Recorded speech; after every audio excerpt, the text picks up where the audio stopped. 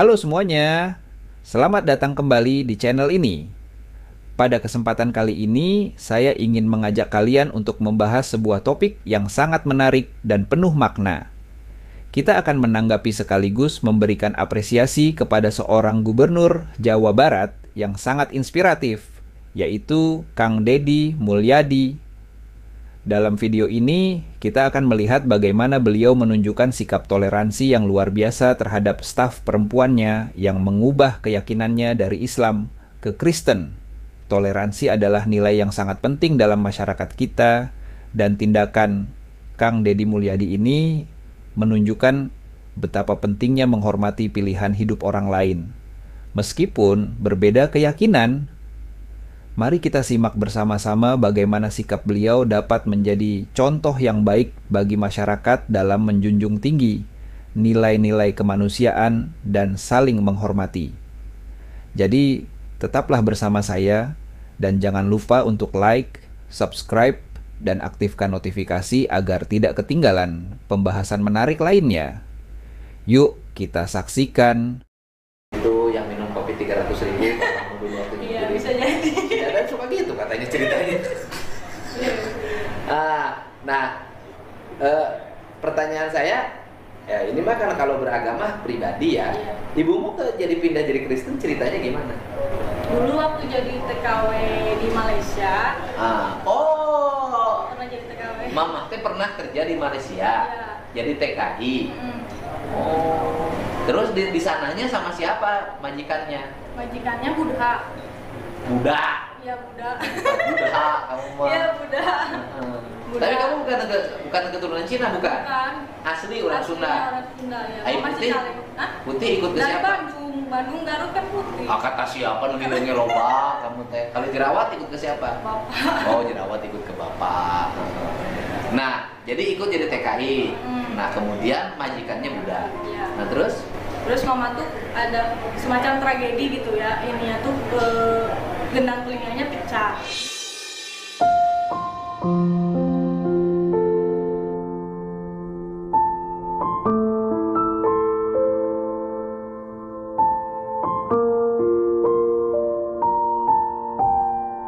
gendang telinganya pecah waktu jadi pembantu. Iya, di Jadi asisten rumah tangga di Malaysia. Terus kata dokternya itu bakal tuli permanen. Didoain sama anaknya majikan. Gendang telinganya itu pecah. Iya. Kemudian bakal tuli permanen kata dokter. Iya. Kemudian anaknya majikan itu Kristen. Anaknya majikan Kristen. Iya. Terus dibawa ke gereja, didoain, sembuh.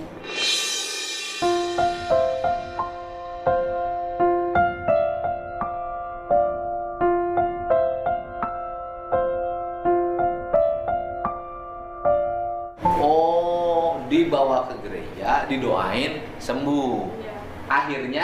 Akhirnya mama mempelajari, kan dikasih Alkitab. Mempelajari itu kan waktu saya umur kalau nggak salah 3 tahun mau pergi. Jadi pas kelas saya mau masuk kelas 1 SD, mama pulang. Saya kelas 3 atau kelas 4 kalau nggak salah mau baru masuk Kristen. Oh, jadi dia pulang dulu? Iya, pulang Dia dulu. pelajarinya di Malaysia apa di sini? Di Malaysia sama di sini. Oh, di sini pelajari kitab. Iya. Nah, setelah di sini dipelajari kitab, terus Ya percaya. dia percaya, pindah agama.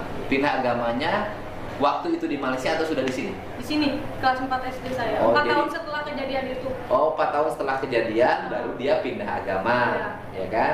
Sampai sekarang. Sampai sekarang. Nah, kan itu mama. Mama kan orang itu maha pribadi ya, Iya. kita nggak bisa mencampuri pindah agama karena ada sebuah peristiwa. Nah, pertanyaan saya, kamu Kristen sejak kapan? Baru tahun kemarin Pak dibaptisnya Mas. Tahun ini deh, Juli kalau Juli? dibaptisnya. Tahun ini Iya. dibaptisnya. Terus sebelumnya Islam Sebelumnya Islam. di KTP. Iya, tapi dari SD, SMP, SMA ya jadi nyari jati diri gitu. Oh, SD SMP nyari jati diri. sampai SMA. Terus menemukan jati dirinya gimana? Waktu di Singapura kemarin. Oh, kamu pernah jadi TKW juga. kamu pernah jadi TKW di Singapura? Iya, 2 tahun. 2 tahun, Iya. lulus SMA. Iya, Usia berapa? 21. 21 tahun. Iya. Kamu pergi ke Singapura, jadi TKW. Di Singapura gimana? Ya sampai. Nggak kamu berani di sana, gadis lagi, Ya sampai mau bunuh diri. tinggi Pak. lagi, putih lagi. Nah, terus sampai bunuh diri gimana? Ya karena kerjanya nggak sesuai gitu. Asalnya dijanjiin apa di Di Singapura? pabrik. Di pabrik. Terus Tahu-tahu jadi TKW ngurus apa? asalnya dijanjiin kerja di industri, Iya. di pabrik di Singapura. Iya. Tahu-tahu Tahu-tahu jadi PRT. malah jadi asisten rumah tangga. Dulu sekarang mah asisten rumah Iya. tangga, dulu pembantu rumah tangga. Iya. Sekarang mah asisten rumah tangga. Mau Indonesia mah orang lain buruh, kita mah bukan buruh, kan? Pekerja, karyawan. Iya, karyawan. Yang penting kan ternyata sekarang isunya buruh yang lebih dominan dibanding kalimat karyawan. Waktu karyawan gajinya kecil, waktu buruh mana naik gajinya? Apalagi sebelum waktu tahun-tahun yang lalu, sekarang masuk seharusnya udah ada aturannya. Nah, kamu jadi asisten Iya. di orang mana? Cina. Orang Cina. Iya. Agamanya Agamanya kalau nggak salah waktu itu Hindu. Hindu. Iya, yang pertama ya. Udah kali orang Cina banyak Ya, kan? ya mungkin lah. Terus? 11 hari kerja kabur. Oh, 11 hari kerja di situ kabur. Iya. Terus 11 hari kabur, terus dibalikin ke agent, disuruh ganti rugi 45 juta.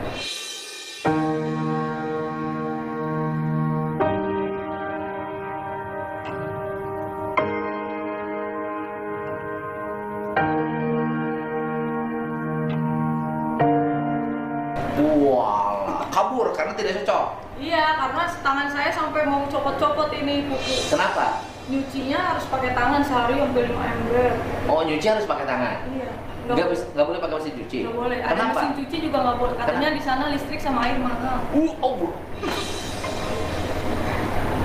Jadi kamu bilang hidup di Singapura senang. Kata siapa? Iya, Pak. Potongan gaji juga 8 Kamu bulan. bilang orang Singapura jauhnya lebih nikmat. Kata siapa? Di Singapura flatnya kecil-kecil, Iya. apartemennya, listriknya Mahal. mahal, airnya mahal. Makanya Biaya nggak hidup kawin mahal. karena biaya hidupnya Mahal. mahal. Karena biaya hidupnya mahal, orang berpikir nggak akan kuat untuk nikah, berumah tangga, ya kan? Kemudian kenapa orang-orang yang tua juga masih bekerja? Karena tidak ada yang ngurus. Karena di rumah dia harus punya perawat, bayar perawatnya mahal, biaya hidupnya mahal, sehingga yang tua pun pergi kerja. Di Indonesia listrik murah,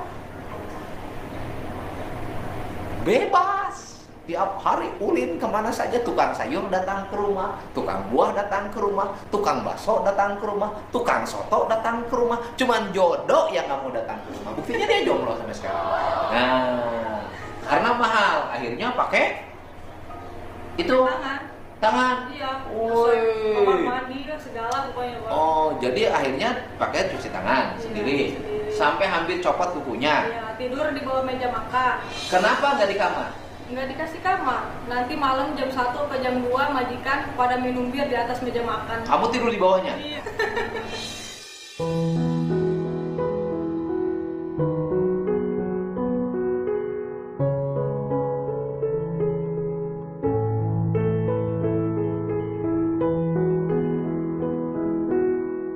Yang pertama kali saya kabur. Majikan minum bir jam 2 malam di atas meja. Iya. Kamu pembantu Tidur di di bawah. kolong meja. Iya. Tidur di situ. Kayak budak dong. Iya. Tidur jam 1 malam, bangun jam 5 pagi. Artinya majikan lagi minum bir kamu nggak dengar karena saking capek. Iyalah, maksudnya denger jadi takutnya kan kebanyakan kan ada cerita-cerita gimana gitu, takut apa ya? Gimana. Jadi ketakutan sendiri gitu. Oh, ketakutan diri. Ngerti gitu bahasanya? Ya awalnya emang enggak. Lama-lama ngerti. Lama-lama ngerti. Nah, dia suka ngomongin apa kalau lagi minum bir kamu di kolong? Soalnya suka pakai bahasa Chinese sih Pak kalau ngobrol sama akongnya. Terus? Kalau bahasa Chinese saya nggak bisa. Chinese nggak bisa bahasa Inggris ngerti? Ya, kalau bahasa Inggris ngerti. Di situ di kolong apa yang diomongin? Ya nggak tahu pada ketawa-ketawa gitu. Kamu tuh bangun kamu? Ya bangun tapi merem gitu, pura-pura dipaksa tidur. Soalnya kan dari jam 5 pagi sampai jam 1 malam tuh nggak berhenti. Bekerja terus? Iya. Kuatnya cuma 11 hari? Kuatnya 11 hari. Gajinya berapa? Waktu itu katanya $500, tapi 8 bulan saya nggak dapat gaji sama sekali. 40 juta. Ditipu. 11, itu kan 11 11 hari. 11 hari. Berhenti. Disuruh kalau mau pulang disuruh apa? Pulangin. Tebus 45 juta. Akhirnya kamu kan berhenti tuh. Iya. Udah 11 hari kerja di situ, berhenti. Kamu kembali ke agen.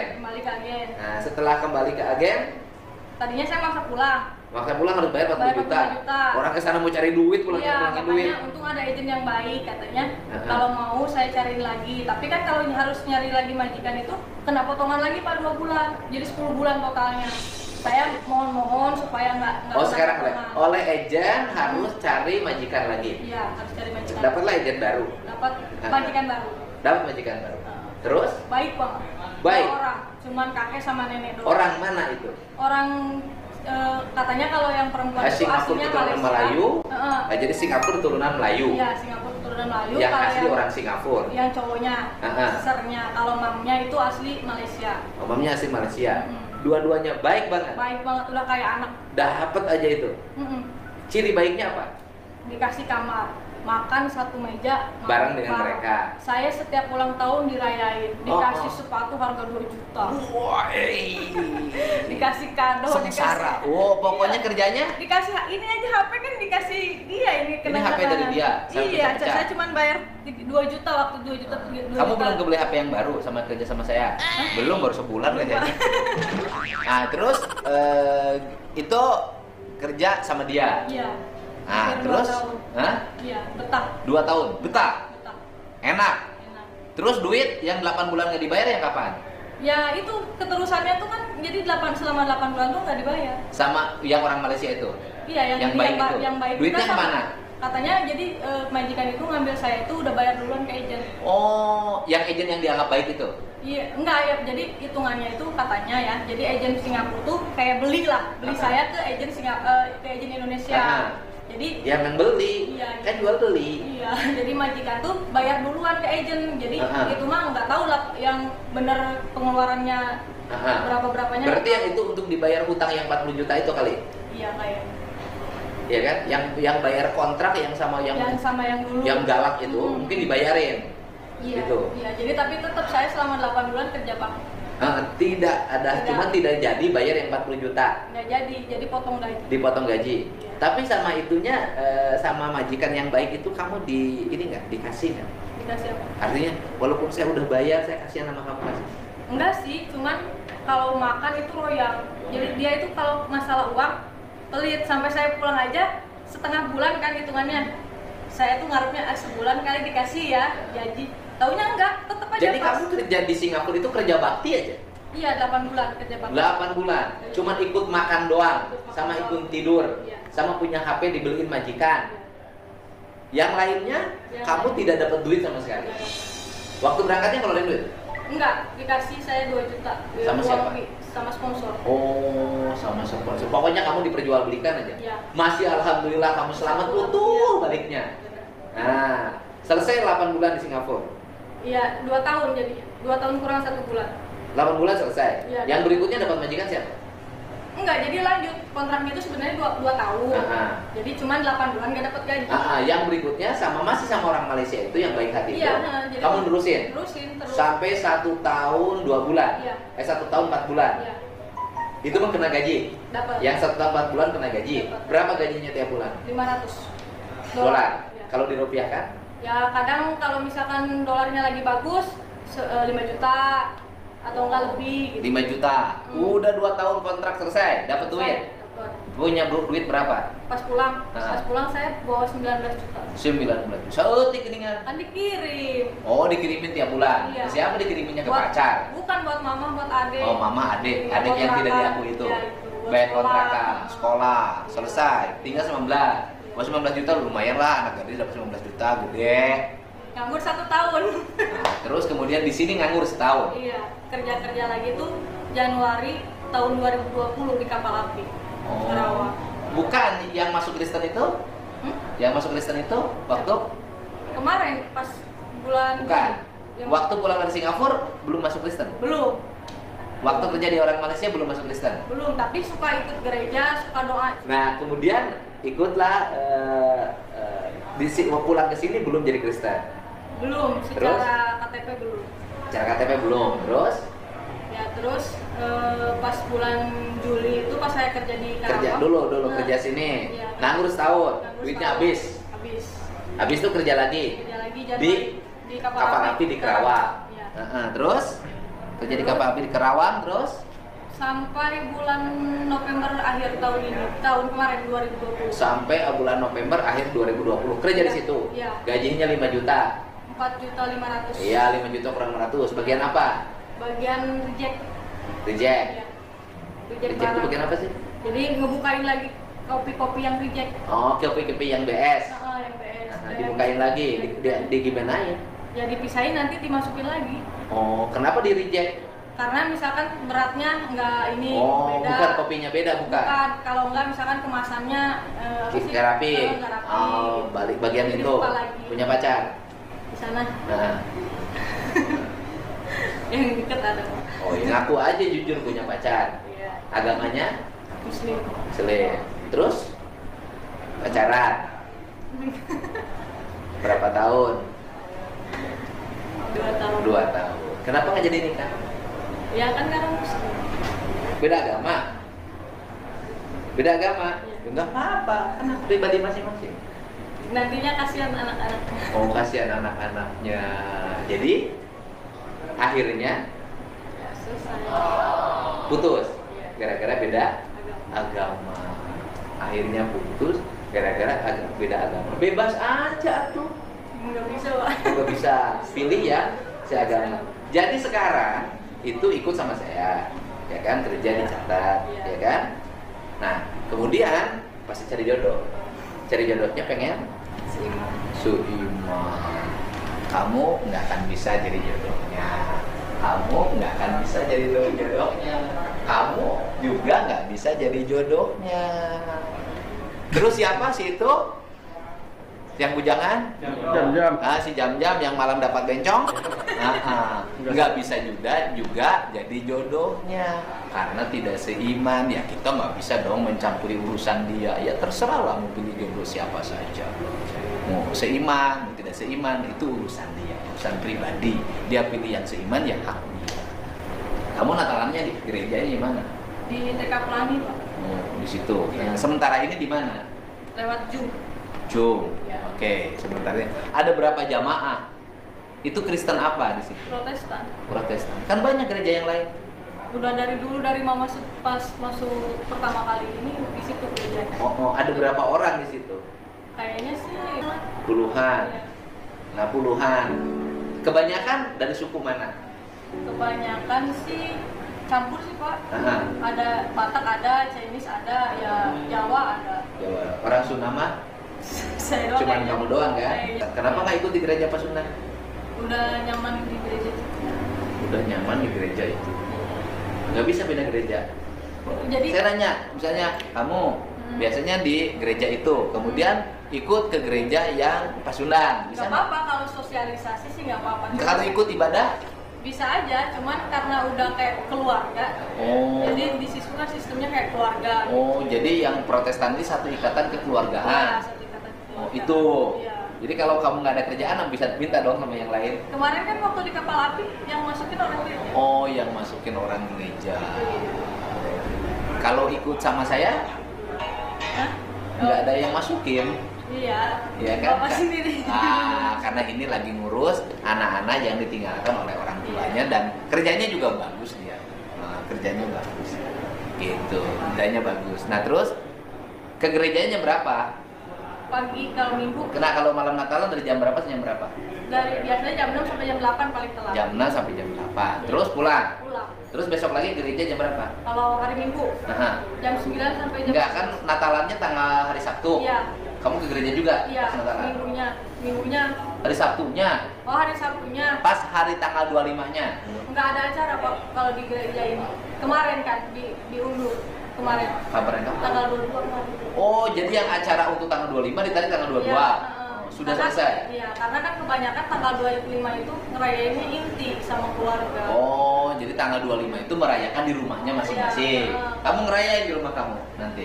Ya pengennya gitu. Kontrakannya dirayain. Oh. Nanti dipasangin pohon Natal. Nggak kebeli, Pak. Mau beli. Minta sama dia. Yang jelas kan akan ngerayain, ya kan? Ya pasti dari saya pun ada tunjangan hari rayanya. Kamu kan dapat tunjangan hari raya Lebaran, itu pun kalau saya ingat. Ini dapat tunjangan hari raya Lebaran, itu pun kalau saya ingat. Ya yang Greta pun dapat tunjangan hari raya pasti ada. Tenang aja, selesai ini ada. Jadi kita nih, saya dan teman-teman Kang Deddy Mulyadi channel mengucapkan selamat hari raya. Terima kasih, Pak. Ya, semoga kamu bahagia bersama keluarga, dekat dengan Tuhannya, dan dapat jodoh. Amin. Harapnya saya bilang aminnya kenceng banget, dasar jomblo. Ya, oke, ya itulah kehidupan dan sikap kita itu adalah sikap saling menghormati. Ya, kita boleh dong berbeda keyakinan, tetapi kita ini satu bangsa. Apalagi dia sukunya Sunda ngomongnya Sunda, suku Sunda, dan dia tiap pagi selalu jam 4:30 udah ngingetin saya jadwalnya ini. Oh, bagus, dia bangun subuh walaupun tidak sholat subuh. Oke. Selamat Iya, Merry makasih. Christmas. Makasih.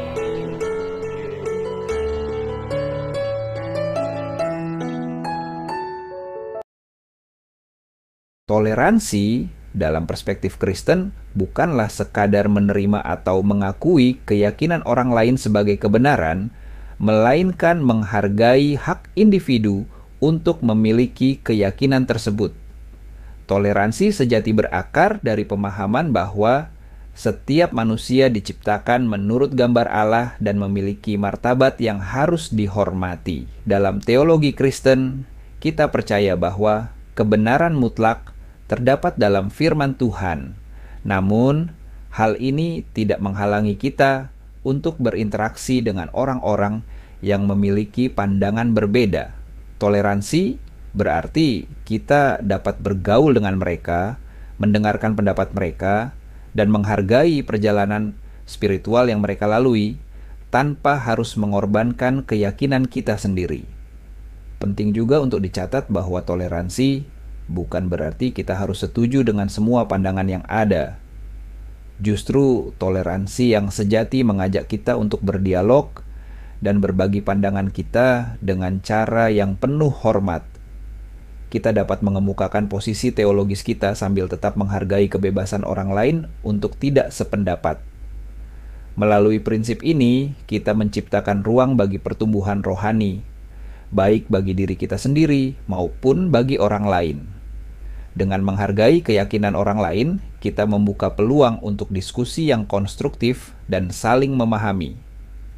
Dalam konteks ini, toleransi menjadi jembatan untuk menjalin hubungan yang lebih baik antar individu, meskipun terdapat perbedaan pandangan.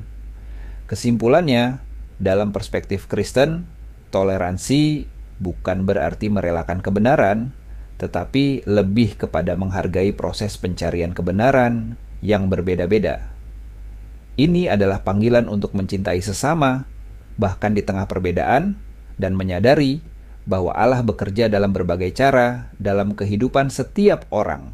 Dalam melihat sikap toleransi Kang Deddy Mulyadi terhadap umat Kristen, penting untuk mendekatinya melalui lensa pemahaman teologis dan etika dari perspektif Kristen.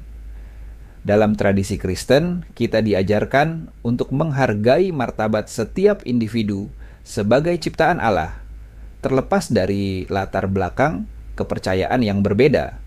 Toleransi dalam konteks ini bukan hanya sekedar sikap menerima, tetapi juga mencerminkan pengakuan akan hak setiap orang untuk mencari dan menjalani iman mereka tanpa adanya penilaian yang merendahkan. Sikap Kang Deddy Mulyadi yang menunjukkan penghargaan terhadap umat Kristen sejalan dengan prinsip kasih yang diajarkan dalam Alkitab. Dalam Injil, Yesus mengajar kita untuk mengasihi sesama, bahkan kepada mereka yang berbeda keyakinan. Hal ini seharusnya mendorong kita sebagai orang Kristen untuk menghargai upaya dan tindakan yang dilakukan oleh individu seperti Kang Deddy yang menciptakan ruang untuk dialog dan pemahaman antar iman. Namun, pada kesempatan ini, saya ingin mengenalkan kepada Kang Deddy Mulyadi tentang inti iman Kristen yang sangat fundamental, yaitu pengakuan bahwa tanpa Yesus Kristus, tidak ada seorang pun yang bisa masuk sorga. Dalam paham Kristen yang mendasari keyakinan ini, ada penekanan yang kuat pada eksklusivitas Kristus sebagai satu-satunya jalan kepada Bapa. Yohanes 14 ayat 6 menyatakan, "Akulah jalan dan kebenaran dan hidup. Tidak ada seorang pun yang datang kepada Bapa kalau tidak melalui Aku." Ini adalah pernyataan yang jelas mengenai posisi Kristus dalam keselamatan manusia. Keyakinan akan Yesus Kristus sebagai Tuhan dan Juru Selamat merupakan inti dari pengajaran Kristen. Tanpa iman kepadanya, kita percaya bahwa tidak ada pengharapan untuk keselamatan. Bayangkan Anda memiliki seorang teman yang sangat baik hati dan selalu siap membantu. Suatu ketika, Anda mengalami kesulitan dan terpaksa meminjam sejumlah uang yang besar dari teman Anda. Meskipun Anda tahu bahwa Anda tidak akan bisa membayar kembali jumlah tersebut, teman Anda tetap memberikannya kepada Anda dengan harapan bahwa Anda akan menemukan cara untuk melunasinya.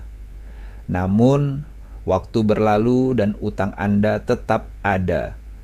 Anda merasa terjebak dan tidak berdaya karena Anda tidak punya cara untuk menyelesaikan masalah ini. Dalam ilustrasi ini, utang besar yang Anda miliki melambangkan dosa dan kesalahan yang dilakukan manusia. Manusia sejak awal sudah berusaha berbuat baik, tetapi setiap kali berusaha untuk hidup dengan benar, selalu ada kegagalan yang membuat mereka jatuh ke dalam dosa. Dalam konteks ini, dosa menciptakan jarak antara manusia dan Tuhan. Layaknya utang yang membuat hubungan Anda dengan teman Anda menjadi canggung. Ketika keadaan menjadi semakin sulit, teman Anda yang merupakan sosok yang baik hati menawarkan solusi. Ia bilang, "Saya akan membayar utangmu itu untukmu. Kamu tidak perlu membayarnya kembali." Dengan ini, teman Anda menebus Anda dari beban kesulitan tersebut, dan Anda tidak lagi terbebani oleh utang yang berat. Dalam hal ini, Yesus Kristus adalah perwujudan dari teman yang baik hati itu. Dia datang ke dunia untuk mengambil alih beban dosa semua manusia dengan mengorbankan dirinya di kayu salib. Melalui pengorbanannya, Dia membebaskan umat manusia dari belenggu dosa dan memberi mereka kesempatan untuk memiliki hubungan yang benar dengan Tuhan. Sebagaimana utang yang telah dibayar oleh teman Anda, demikian pula Yesus membayar utang manusia kepada Tuhan Allah yang membuat kita bisa kembali kepadanya dengan bebas. Dengan tebusan yang diberikan oleh Yesus Kristus, manusia kini memiliki harapan untuk ditinggikan dan diperbaharui. Tuhan menawarkan pengampunan dan kehidupan yang baru bagi siapa saja yang mau menerima tawaran tersebut. Itulah sebabnya, dalam pandangan Kristen, penebusan oleh Yesus menjadi sangat penting sebagai cara untuk mengembalikan hubungan manusia dengan Sang Pencipta ke dalam keadaan yang baik dan penuh kasih. Seperti halnya membayar utang yang tidak dapat dibayar dengan usaha kita sendiri. Penebusan melalui Yesus menunjukkan betapa besar kasih Allah kepada umat-Nya. Ia tidak hanya memberi kita jalan kembali, tetapi juga menginginkan kita hidup dalam kehidupan yang penuh makna dan tujuan. Dalam konteks toleransi dan perbedaan iman, adalah penting untuk menyampaikan pesan ini dengan kasih dan kerendahan hati. Sebagai orang Kristen, kita diingatkan untuk menyampaikan kebenaran iman kita sambil tetap menghargai orang lain yang mungkin belum berbagi pengertian yang sama. Kedamaian dan keharmonisan dalam keberagaman iman adalah hal yang sangat berharga. Toleransi, jika dipraktikkan dengan benar, dapat membuka jalan bagi dialog yang konstruktif. Dengan mengakui bahwa setiap individu memiliki pencarian spiritualnya, kita dapat dengan tenang memperkenalkan pengharapan yang ada dalam Kristus, yang adalah satu-satunya Tuhan, dan Juru Selamat. Kepada Kang Deddy Mulyadi, kami mengajak Anda untuk menjelajahi ajaran Yesus dan dampaknya dalam kehidupan manusia. Kami percaya bahwa dengan berdialog dan berbagi perspektif dalam semangat saling menghormati, kita dapat menemukan titik temu yang memperkaya iman dan pengetahuan kita masing-masing. Akhirnya, kita berdoa agar Tuhan memberkati setiap upaya untuk membangun pemahaman di antara kita, dan semoga sikap toleransi dapat terus berkembang, sehingga membawa kedamaian dan pengertian yang lebih dalam di antara semua umat di tanah air kita. Terima kasih telah menyaksikan video ini. Semoga apa yang telah kita bahas dapat menginspirasi kita semua untuk menjunjung tinggi sikap toleransi antar umat beragama, serta tetap berpegang teguh pada iman kita kepada Tuhan Yesus Kristus. Mari kita terus saling menghargai dan membangun kedamaian di tengah keragaman. Jangan lupa untuk like, subscribe, dan aktifkan notifikasi agar tidak ketinggalan konten-konten inspiratif selanjutnya. Sampai jumpa di video berikutnya. Tuhan memberkati.